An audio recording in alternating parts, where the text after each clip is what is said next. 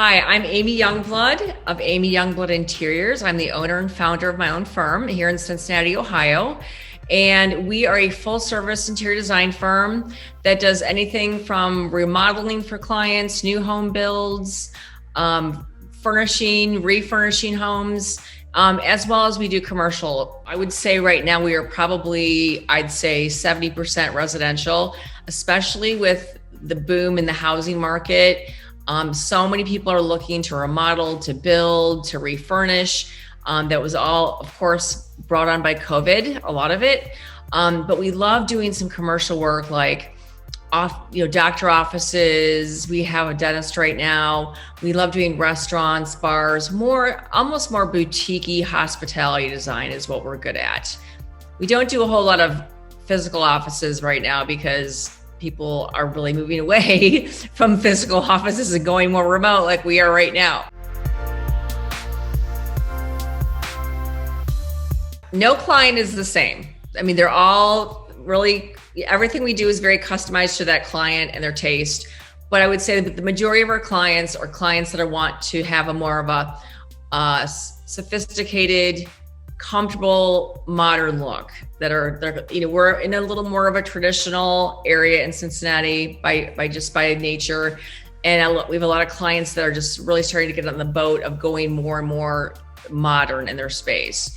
So that would be kind of our more common client. And my dream client, to be honest, I would love to have Joe Burrow of the Cincinnati Bengals as a client. I heard he already has a nice house, but he's loved in Cincinnati. We made it to the Super Bowl last year. We almost won finally after years of being so bad. I would love a celebrity client like that. I come from a big golfing family, and my dad was a very, very good amateur golfer and had all kinds of connections in the golf business. So I started painting commission paintings and limited edition and prints of my originals to high-end country clubs around the country, and where they would buy a whole package, the original and the prints, like for giveaways or favors for a golf tournament, for example. So yeah, I've done some pretty big, I've done Augusta, I've done Oakland Hills, I've done some pretty big name places. For years, I charged hourly and I asked for a percentage down of what I thought the whole project would cost.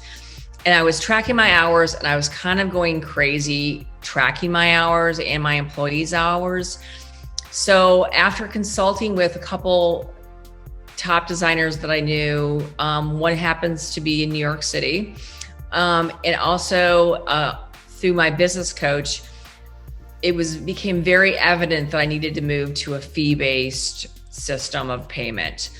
And because I also know how long it will take to do a project, so I can figure that out based on an hourly rate, how many hours. And then we do a flat upfront fee. We ask for and typically it depends on how big the project is, but we typically get our fee up front. And I think that's kind of good in a way for both parties, because we get paid up front, which is great, but our client knows what they're going to pay for our services and they can budget for that. And then we also put in our client agreements that if we exceed or go outside the scope of the agreement of what they want us to do, then we would add that on hourly or just come up with another fee for that. So we work on a fee basis.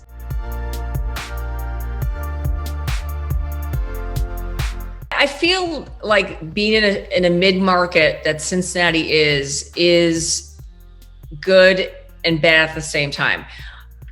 The people that live in Cincinnati versus the people that are like in LA or New York just don't have the kind of mindset to spend as much money on interior design as somebody in a bigger city. They're more conservative with their money, which can be at times frustrating. But I do find that this this area, I think a lot of people are actually leaving the big cities, especially right now with the cost of living and everything, and coming to more affordable cities like Cincinnati. So I feel like there's a lot of opportunity here because we are growing as far as our urban area especially. And I think there are those clients out there that are willing to spend a good amount of money on their space, but they're just fewer of them. But kind of like if we were in a big market like New York City, there's a lot more designers out there, but there's a lot more potential clients. So it kind of evens itself out, if that makes sense. I have a fashion and design, a fashion blog called Cincinnati, where I talk about things in Cincinnati that are cool to do and design and fashion trends, because I love fashion. Another thing people don't know about me or probably wouldn't guess, because I'm a designer and I'm more of people see me as more of a creative type, is that in high school, I was a huge jock. I played like a sport every season. I played basketball, I played softball, I was a fast pitch softball player and was good. I ran track, I ran cross country, and I'm still very athletic. And so people probably don't associate those qualities with someone that's more of a creative type.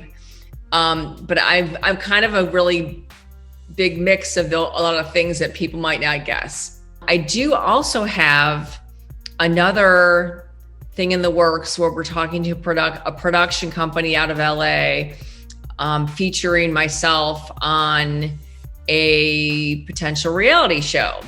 So I can't say, due to contractual reasons, who, what, where exactly, but we're hoping that this TV show is accepted by a sponsor and takes off.